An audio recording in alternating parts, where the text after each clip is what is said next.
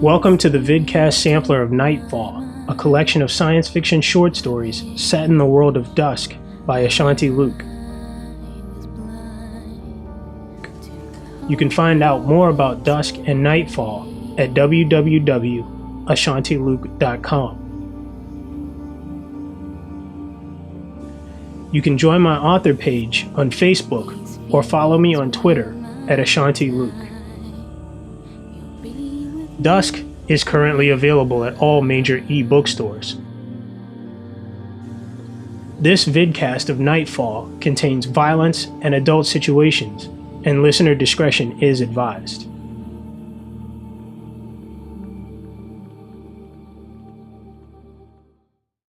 Kaiju by Ashanti Luke. My humble soul kneels at the Gero Glade Temple of Cherry Blossoms. At the end of every fight, Takahashi Shotaro knelt in the center of the cage and recited these words before he would allow the referee to raise his hand. This day would be no different. Even as the ring bell still resonated in his ears, he felt he could hear not only the cheers, but the prayers of the crowd. He would take them with him to the Sakura Glade in Gero, and he knew, on this day, they would be answered.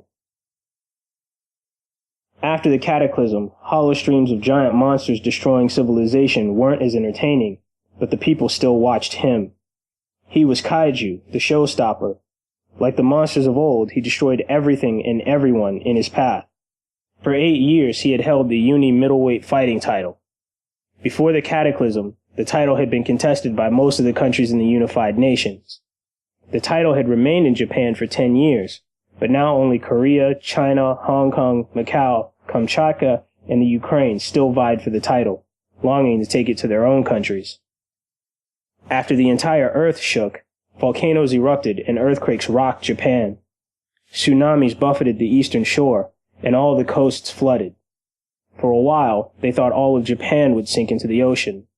Many left or tried to leave, but Japan stood, like Shotaro, against all manners of adversity. He had grown up in Gifu, near Gero. Gifu had been the physical center of Japan, but after the sea swelled and Ontake erupted for the first time in centuries, what wasn't covered in lava was bowed by the earthquakes. The onsen collapsed, sinking much of the area into boiling underground lakes, and where the ground stood firm, the springs saturated the land, making it impossible to build in many places without massive reclamation.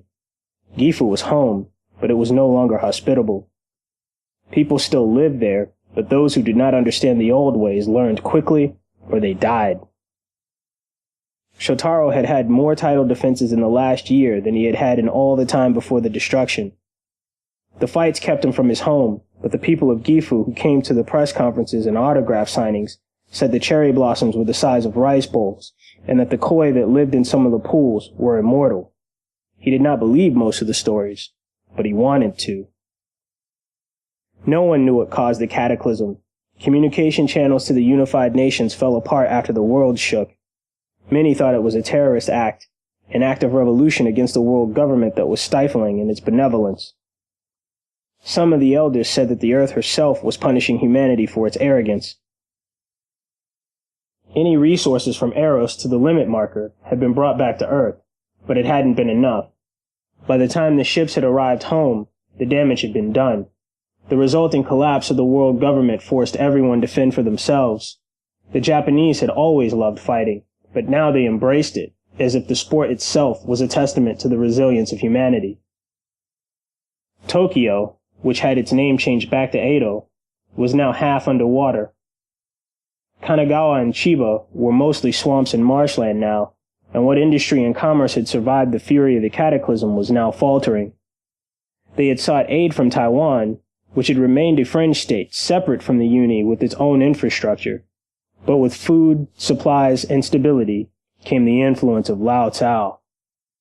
Lao Tao, though Taiwanese, claimed a distant lineage to the ancient Oda clan of Japan. To Shotaro, he was a filthy opportunist. Brazen and honorless, he was nothing more than a baby-eating gangster like his supposed ancestor. But the people, in their desperation, believed Lao Tao would save them, and Shotaro was willing to sacrifice to help his people survive. But Lao Tao needed to be accepted, not only in their country and in their homes, but in their hearts. When they had approached Shotaro, they told him he could save Japan. They told him he would be a hero. But to save Japan, he had to take a fall. It was not that he felt like he couldn't lose. Knowing he could lose was why he had held the title for so long. It was the idea of losing without being beaten that unsettled him. But it was for the best. It was for his people, and their survival was more important than his own hubris. He had trained the old way. He trained in forests, meadows, on piers, on mountainsides. He punched and kicked hay bales wrapped in burlap, did resistance training in hot springs, rolled heavy, unwieldy rocks up hills. He stood on boats for balance, sparred in glades of cherry trees and in bamboo thickets. He always greeted his opponents, no matter what country they came from, in Japanese. One of his free school teachers told him that only hayseeds and romantics spoke Japanese outside of the household, but Sensei refused to teach him in common speak. "You would not learn to swim in a haystack," he had said. Therefore the Budo that had protected the Japanese for millennia could only be learned in Japanese. Shotaro walked into his fights carrying the nation's flag, but not the bastardized Unified Nations version with the unity and peace under the red circle, but the Hinomaru with the proud, solitary rising sun. Don't worry, they had told him. They had everything figured out. Leave it in their hands, they said. He would not have to sacrifice his pride. And then they had injected him with something. It burned, and he could feel the path the mixture followed through his neck, into his brain, down to his feet, and all the way back up to his heart. At first he had suspected it was a poison, but he had been able to approach his training with a vigor he had not known since Sensei's death. He was facing Fengmo Dongzhou, the Wind Devil. Dongzhou wasn't Taiwan's best fighter, but the people of Taiwan loved him. He was Lao Tao's champion, and Lao Tao had risen to the challenge of delivering his people from the cataclysm, albeit with drugs and prostitution, even as the Taiwanese government began to fall apart. What was left of China had attempted to step in, but Lao Tao rallied the people to stand against them, and they had triumphed.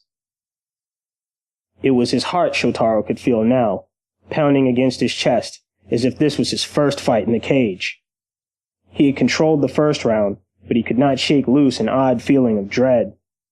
He had not emerged unscathed, because the Wind Devil had earned his name well, but it was nothing more than what he had received in the past and still triumphed decisively. Shotaro knew he was going to lose, but Lao Tao needed the fight to look convincing.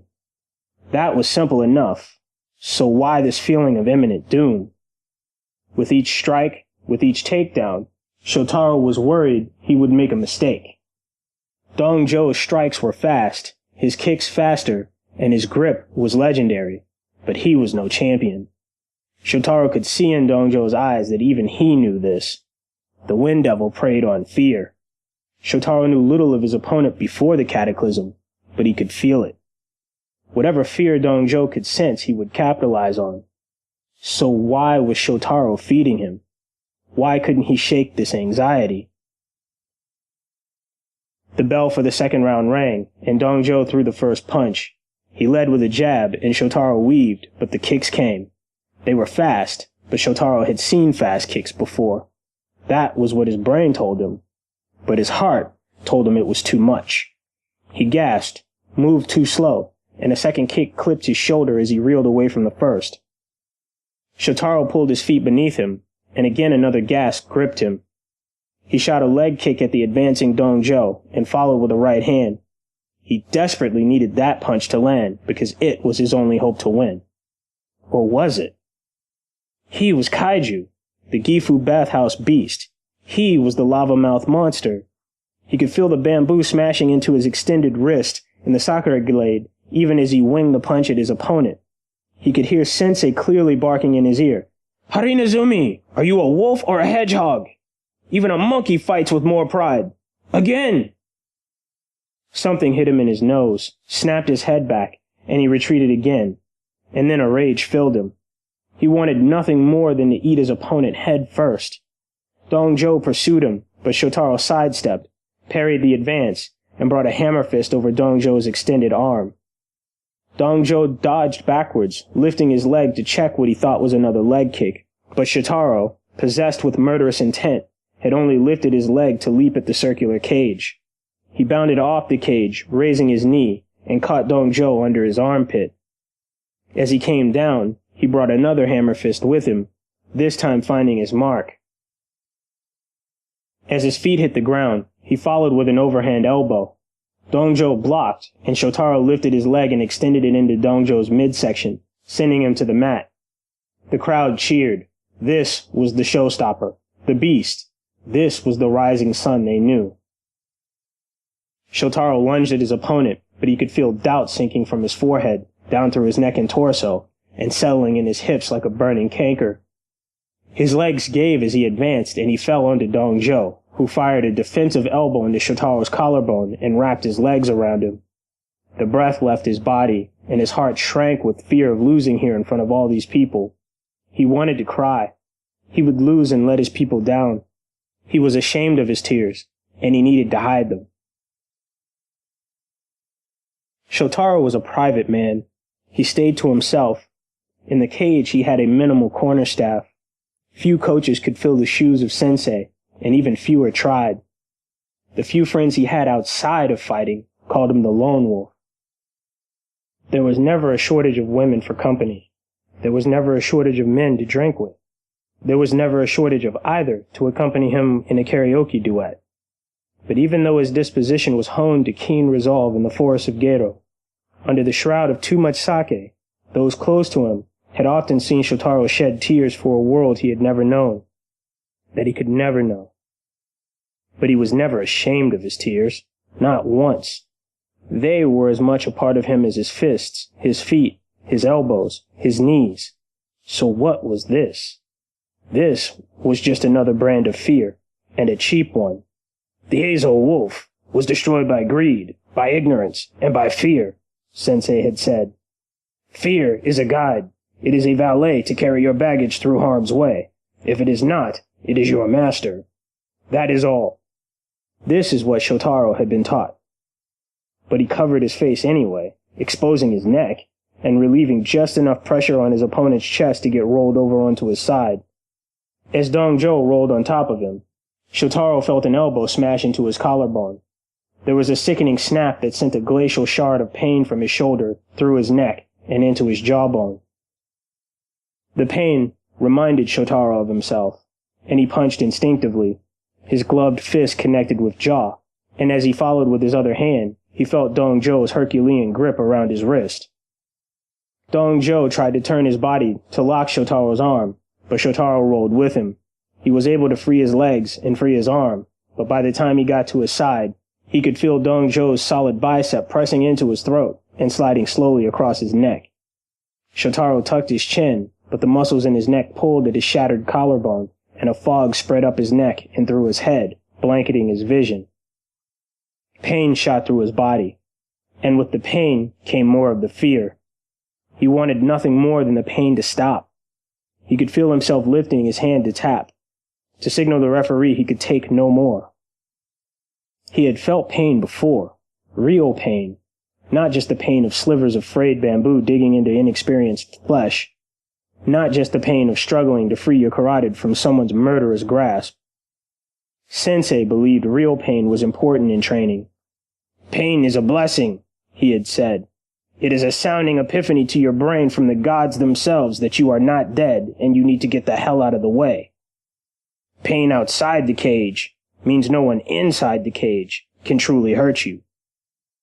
This pain, this pressure on his neck and shattered collarbone, was real and was excruciating, but the fear it caused was alien to him. It was manufactured. They had put something in him to cause this. Someone outside the cage was manipulating him. Shotaro was not interested in science that did not improve his fighting, but he knew that the Uni, before the Cataclysm, could use microscopic robots to affect the emotions of guard dogs and to control their reactions by remote. But Shotaro was no dog, no Harinazumi, no fringe monkey. He was an Azo wolf that would not allow fear and ignorance to destroy him ever again. Shotaro did not tap.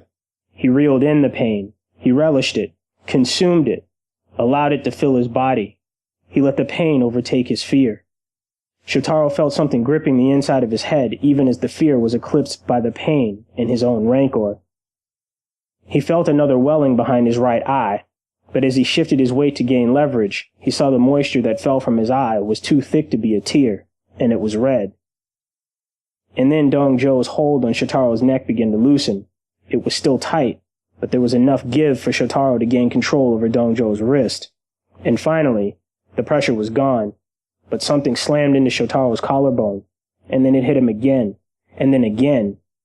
He could feel splinters of his own bone digging into his upper shoulder, and the fog behind his eyes grew denser. But he rolled out of it. He begged his left arm to lift through the pain, and despite the hot needles that seemed to rend their way out of his flesh as he turned, his arm obeyed, and his elbow smashed into something that was at first cold, but then warm and wet. He continued to roll, and he smashed again, and then he was free. Instinctively, he used his legs to swing him around, as he could not ask any more of his upper body. His leg collided with what must have been Dong-Jo's knee with a resounding slap that was drowned by the roar of the crowd. The fear still built within him.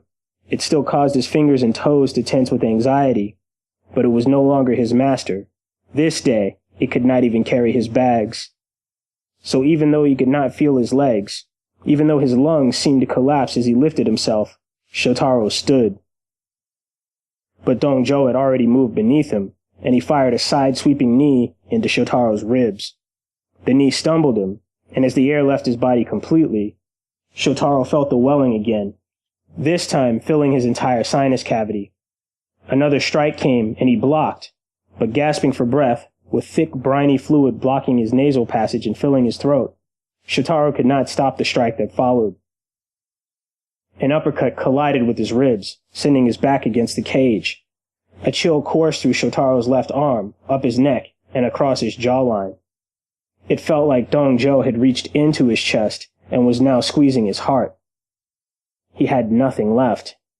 He released his bladder as the need to be out of the cage, to be anywhere outside the reach of this man before him, arrested what few senses he had left. Except his hearing. There was no longer a sense of self. There was no Kaiju, no showstopper, not even Shotaro. All that was left was the fear, and the singular droning of the crowd. His body begged him to give in. His brain threatened to give in for him. It was like his own body was trying to pull him down to the mat, but he was held up by the cheers of the crowd. He could almost feel the thousands, the millions of hands of the Japanese holding him up. And then he knew, these hands that held him there, they did not need food. They could grow that. They did not need supplies. They would make those. They did not need medicine. Japan itself would heal them. They needed something no pinstriped whoremonger could give them. They needed Yamato Damashi, the old soul of Japan, not the blessings of the shameless pimp.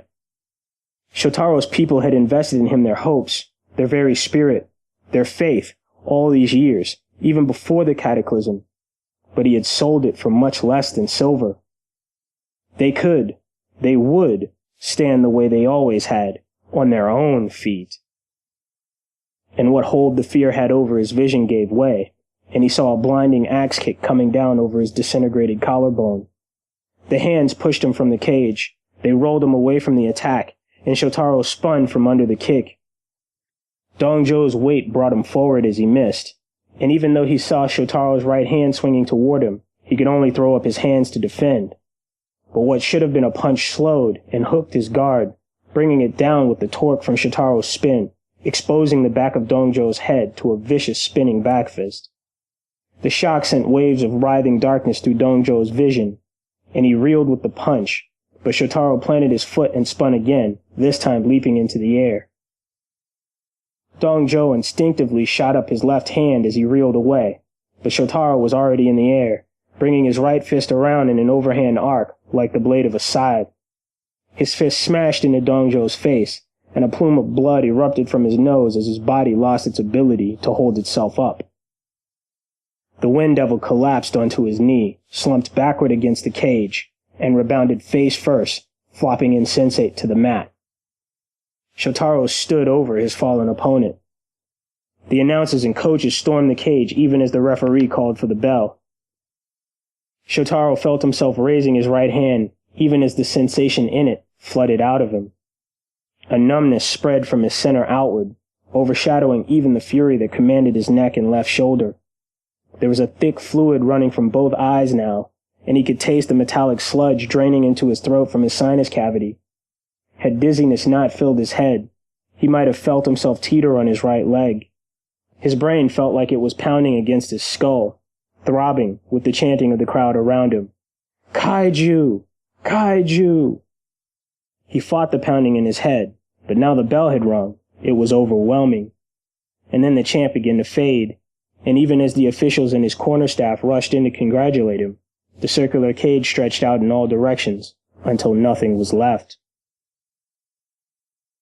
Chokuzuki, Chodanzuki, Impauchi, Fumikomi. Shotaro only knew his moves by their traditional names. Sensei said anything else was vanity, but Shotaro's fans, the announcers, and the holodeck games called the move that beat the Wind Devil the Yamato Cannon. They found solid ground in Gero, beneath a cherry tree with blossoms much smaller than bowls. They buried him there, with the championship title and the Hinomaru they carried him out on, still stained with his sweat and blood. On the headstone, in Japanese, they inscribed the poem that Kaiju had helped them remember. In a pond at the base of Ontake, they named one of the koi Shotaro. It is still alive today. Thank you, and hope you enjoyed listening to Kaiju. This vidcast sampler was narrated by the author, Ashanti Luke, and produced by Kaiju Publishing. The theme music, Stay, is performed by Hungry Lucy, and is used with permission. You can find out more about the musical group at their website, hungrylucy.com. Dusk is currently available at all major e-bookstores. Nightfall is due for release in late April of 2014.